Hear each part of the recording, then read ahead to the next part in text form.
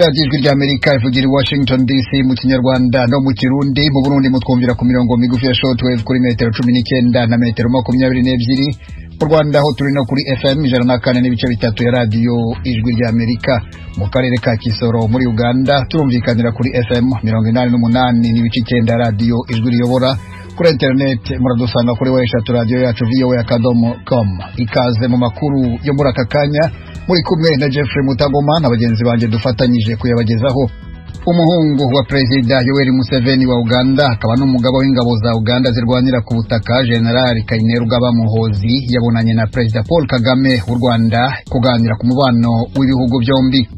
Muri Ghana abantu 13 bapfuye abandi barakomereka ipogekamye itwaye intambi ziturikizwa mu birombe bya zahabu yashwanyukiraga mu rusisiro rwo mu giturage cyahitwa Apiate. Aho intambara hagati y'abarwanyi bashyigikiye leta ya Islam n'ingabo z'abakurde muri Syria yakajije umurego.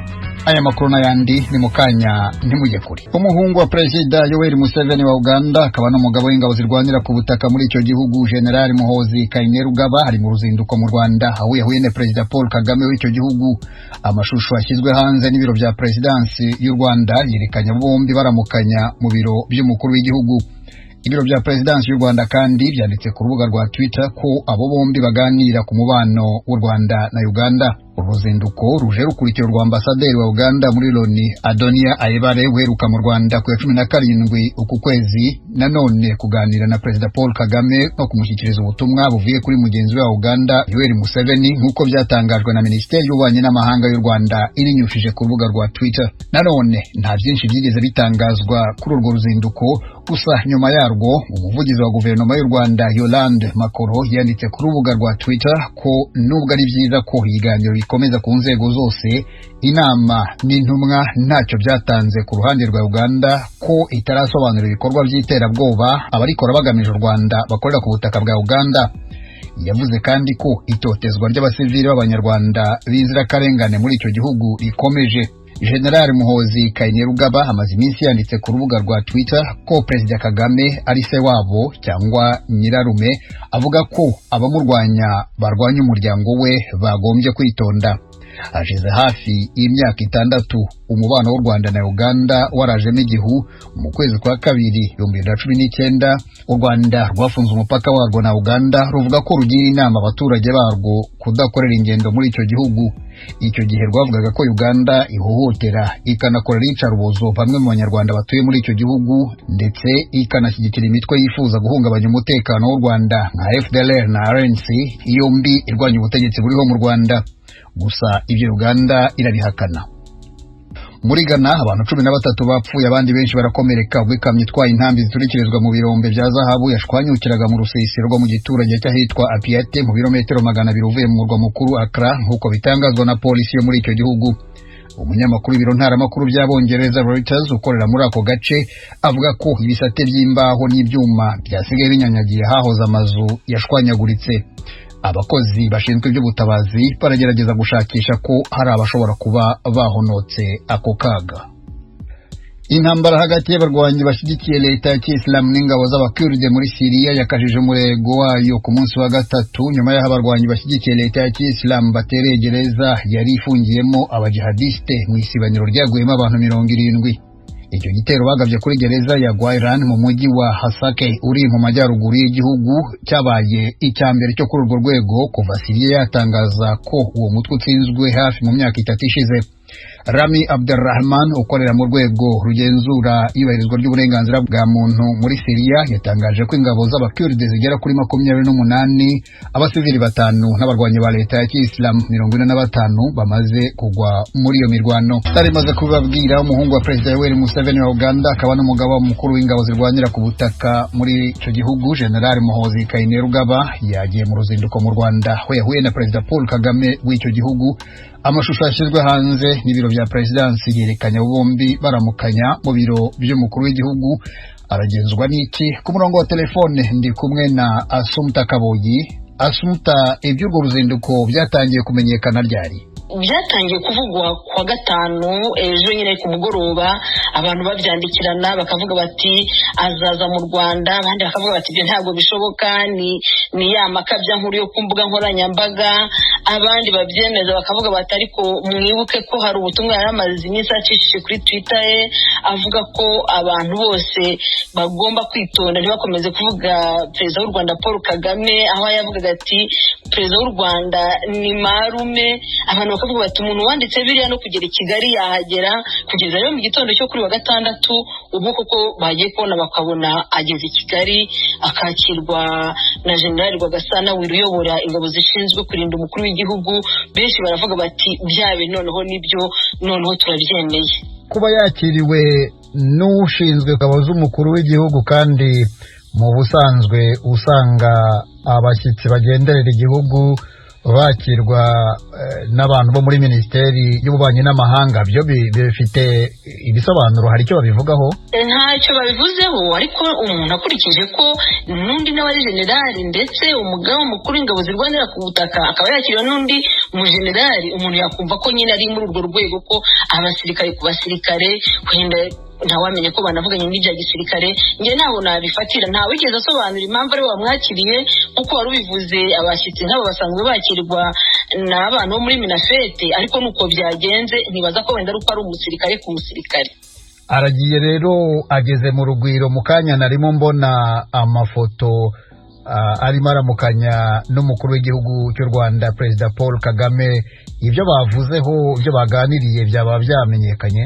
Kugeza kuri aya masaha tuvugana nta tangazo rirasohoka rivuga icyo perezida w'u Rwanda yaganiriye n'uriya mushyitsi waturutse muri Uganda, ahubwo gusa hari itangazo rito ryaturutse mu biro by'umukuru w'igihugu Village Urugwiro banditse ko Perezida Kagame na Muhoozi baganire ku mubano hagati y'ibihugu byombi.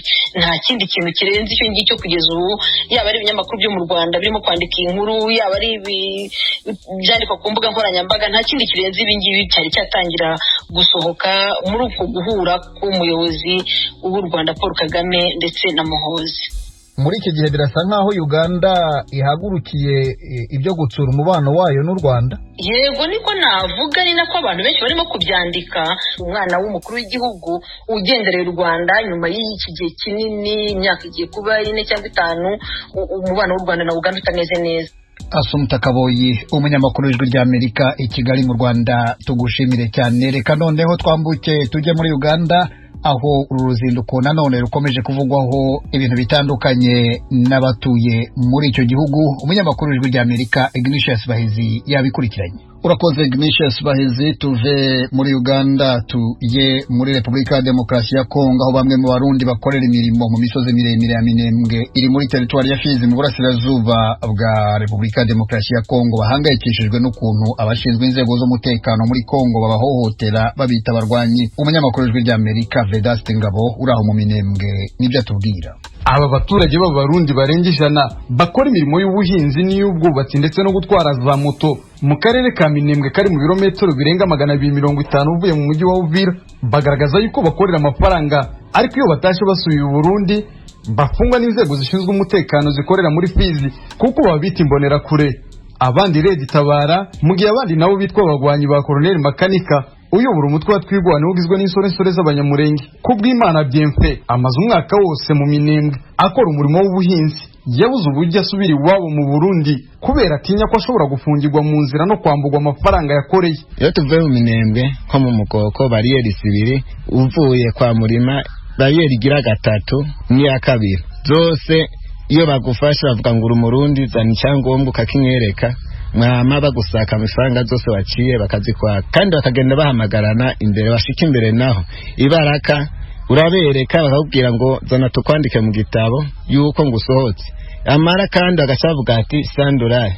Izo sandurare mu nzira zose baba bazi kunyaze, ukavuga ati je ntazo mfise, izo mfise ngize, bavuga ati kura amahuzu yose, nitutagusangamo uhamagara abandi bakoheza ifaranga, hanyuma atazibonetse ucufungwa mu gasho. Ngo bamwe bariko bavuga ati turi imbonera kure tuvuye kugwana. Thomas Ndagwarukiye nawe ni Umurundi ukorera imirimo y'ubwubatsi mu Minembwe, ashimangira yuko yabuze uburyo asubira iwabo. Ikibazo dufise nuko tugere ino tuje gucingera ariko hagera gutaha kibazo kikabizira badushika mu nzira n'udufaranga twakoreye bakatutwaka bigashika atakintu tujaye bakadutoteza ngo turabarundi. Ino ndiko ndaja kweneza umwana nabuze kunta kubera inzira zabaye nabi cyane ndatiye tinishika mu nzira n'utwo njanye baramfunga bangirire nabi cyangwa n'utwo njanye batunyake nyene nuko nyene ivyo ntiye kubera uburyo abo barundi bakorera mu minembwe bahohoterwa banyuze mu ibarabara rya Fizi Uvira. Usanga bamwe muri bo barimo abanyeshuri biga kuri kaminuza ya Minembwe bemera bakagenda n'indege kubera gutinya ko bashobora guhohoterwa.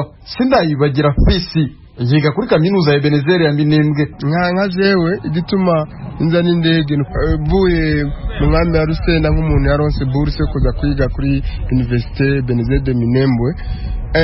Mbo abaturanyi ntuyemwo kenshi ntibemera yuko turi ku ishuri kumbuza umutekano. Iyo duciye mu ibarabara nk'abantu twe tuvuga ikirundi badushira hamwe n'abantu bavuga ikirimi cy'ikinyamurenge, urumva twese tuba victime cyo kimwe nk'abanyamurenge. Kenshi bakunze kutwita amazina menshi baca batwita yuko turaba dushigikiye Gumino, dusikiye batwigwaneho, abandi bakatubwira yuko turaba FNL tugiye gufasha bamayimayi. Urumva twese dushatubura ikibanza nyamukuru dushobora kuba turimo. Aba barundi bakorera imirimo yabo muri Fizi hari to basaba userukira Burundi muri Republika ya Demokarasi ya Kongo. Turasaba ambasaderi ari Kinshasa wacu yuko yotuvugira akaza adukurikirana ikibazo tugenda durana twese abarundi akagira icyo tuvugira ko kugira tweke kuguma duhohoterwa. Turakorera amafaranga kabisa tugakura abanyagihugu kubera nta kuntu ukorera umunyagihugu hamuga cyongera ukanyagwa. Umva baje gukora iki nitwo twojanye dufatiye umuryango natwe tukama dushikana ubusa. Twagerageje kuvugisha ubuyobozi bwa teritwari ya Fizi kuri iki kibazo cy'aba barundi bahohoterwa ntibyadukundira. Si mu mihanda ya Minembwe yonyine aba barundi bavuga yuko bahohoterwa n'inzego zishinzwe umutekano zibita abagwanyi. No mu mwaka ushize muri teritwari ya Uvira hitwa muri Sange hari abarundi 30 bafunzwe bitwa abagwanyi. Verase Ngabo ku bwaragizwe rya Amerika, Minembwe Mutarakivuye. Ukomeje kumva radijwi rya Amerika ivugira Washington DC. Abari n'abategarugori bakora ubucuruzi buciriritse i Bujumbura mu Burundi barasaba leta kubashyigikira bagahabwa imyanya yo gucururizamo. Hashize imyaka igera kuri 5 ubucuruzi bwo mu mihanda buhagaritswe. Umunyamakuru w'ijwi rya Amerika Diane Ninahazwe araganira na Madame Goreti Ndacyayisaba, umuhuzabikorwa mwishyirahamwe Dushire Hamwe rishinzwe guteza imbere uburenganzira bw'abakobwa n'abagore mu Burundi. Yatumiye kandi Genevieve Ntihabose wemeza ko yahohotewe na polisi imubuza gucururiza mu muhanda. Urabona ko hageraho ndandaribwa ibintu by'ivyamwa ajya yaramatunda n'amabunga bari bamenye hasi kuko ariko turagwanira igiseke. Turabona nyene ko ariko byamura duko atari bwa mbere cyangwa se bwa kabiri biba kuko nivyo byibabo nyene tusanzwe tubimenyereye. Mugabo rero ikintu cyatumye ngwa hasi nuko yantaye umugere mu mutwe. Mukanya mbona njamye hasi nyene yikangwe nyene ubwenge bugarutse aho bovuze kireka nerura umuntu bagene kwa muganga bacabanterura banjara mugasho. Amangiye mugasho je ndababwira ati none kubera ikintu cyamunterura munjara mugasho kaba uko mudashaka kutwumviriza kugira mwumve ikintu soba dupfa n'iyo mupolisi. Bacavuga ngo ntigikunda nguzi ngo muravye uko mu Uganda ari ahantu batagira amategeko. Bavuga yuko muturabize ko batagira amategeko mugabo ukuraba mukaregera kuko natwe turiko turonderera imiryango n'uyu ariko aragira ibyo nawe nyene ariko arashaka ko imbabura yiwe yokwaka. Mugabo rero ntihagire umuntu ababaza uwundi tugakora tubona ko turiko turakora kugira turabe ko bwocana kabiri. Ngashyira kandi tunyumviriza tubashyira mu gasho mu kanya basobanurira muri zone Rehero. Muri zone Rehero ncandagendayo ndararayo n'uwagiye kunkurayo imisantere niwe yankuyeyo basi ikabigenda uko je ndataha. Musantere turiko turakumva musantere yagukuyemo ni Renova yari yatwemere kuza mu kiganiro ariko yatubwiye ko ari mu nama ku munota wa nyuma. Uvuga yagukubise umugere ni Indega Genevieve waramubonye? Uwankubise uwantoye mugere ego genda munguzi ni wahajya nyene ni babiri basha bigira ingare sirira nanuze bitwa shirira na teze no mu police n'abapolisi hanyuma nyene babiri babona bari hagaze impambe yanyu. Hanyuma uravuga Genevieve ati turahaja nubwo bitemewe n'amategeko. Baravuze ko hari ahantu bitemewe n'amategeko kuhakorera kuko none mubandanya mujayo. Tubandanya tujayo kubera tubona ko handi twoshobora kugenda kubera nta handi dufite twogenda kuko hose haruzuye na namwe twoshobora kujya gukorera kubera naho tugiye gukorera hose ntibemera bashaka kutugira ngo dutange amahera y'imbuga ngo dutange 100 by'imbuga natwe tugaca tubona umutahe wonyene dukoresha ni muto none twaca tugenda kurondera ahandi twajya gukorera gute natwe tutagira n'imitahe kandi imitahe nayo nyene nibo nyene bayimaze bijya hajya ntubone turahahombera turakubitwa twese hajyanye ntugire ngo ni bwa mbere bibaye niko byama byabaye iminsi yose. Genevieve turi kumwe na Madame Goreti wewe ari muri shirahamwe dushire hamwe rijeje guteza imbere agateka k'abapfasoni n'abigeme. Goreti murumvise ubuzima Genevieve abayemwo igice Genevieve arimwo bagishira mu gice c'urudandazwa rutemewe n'amategeko mu gihugu c'u Burundi. Murahuriza hamwe na leta ko urudandazwa rukogwa nabo bapfasoni rutemewe n'amategeko rubwirizwa kuja muri ico gisata c'urudandazwa rutemewe n'amategeko ga Goreti. Ubwa mbere ho urwo rudandazwa rukorwa n'abakenyezi benshi bafise uburyo buke cyane baba mu makartier yo hirya cyane hariya muraruko gisagara bakagira ingendo ndende bakarangura utwo tuntu hama bakagerageza kurondera ahantu bashobora kuronka ababagurira aho rero ni mu gisagara. Ni ukuri ubabonye birababaje cyane kuko ubwa mbere badandaza utuntu duke tw'uburyo buke hanyuma bakamara uwo munsi wose n'abana ku mugongo batembera hirya no hino rimwe na rimwe bagenda binyegeza nyene kuko urumva ibyo bakora ntibyemewe ni ukuvuga n'ubuzima bubabaje cyane. Urumva urudandazwa rwemewe icyo ni cyo kintu cya mbere kibazo kigoye. Urumva rero naho ushaka kugira igikorwa cyo kugira ngo ubegeranye baganirize umbure urabe nyene bokwicara hamwe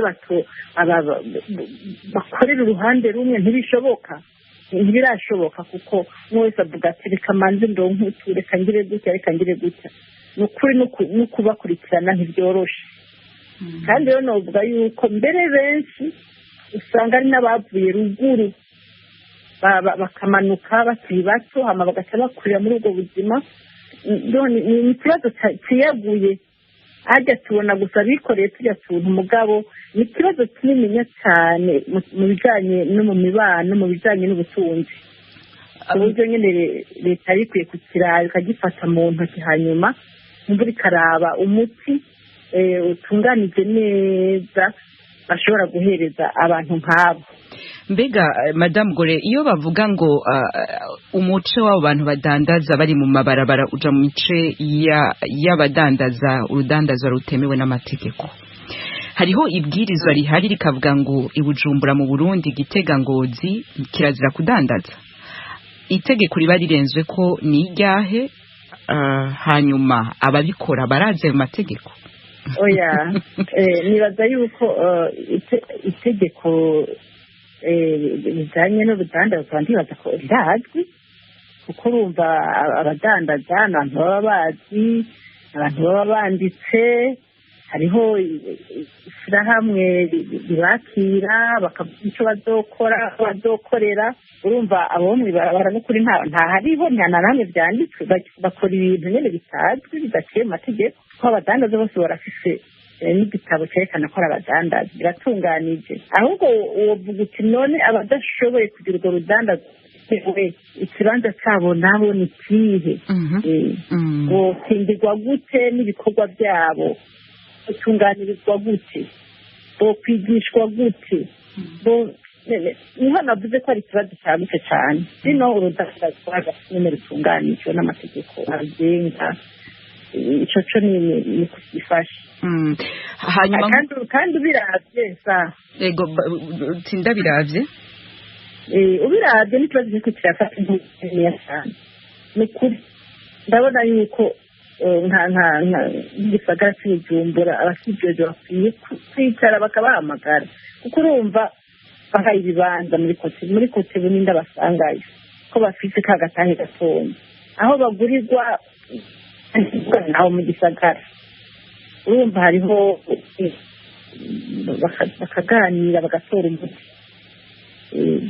kugira bakore batekanye mu kibanza cyemewe ahubwo twanyene ko aricyo gikorwa cyo kwihutwa byashoboka mu gisagara cya Bujumbura bo bakiriye bakabwira ati ikibanza mwebwe cy'iwanyu ngiki n'umurenge ngaha mugabo ni kuri mu gisagara bishoboka akaba ari bashira sinzi nyine bazitunganya kuko niho badandaza neza ikiri nuko baja mu mabarabara yose. Genevieve turacari kumwe ku murongo wa telefone.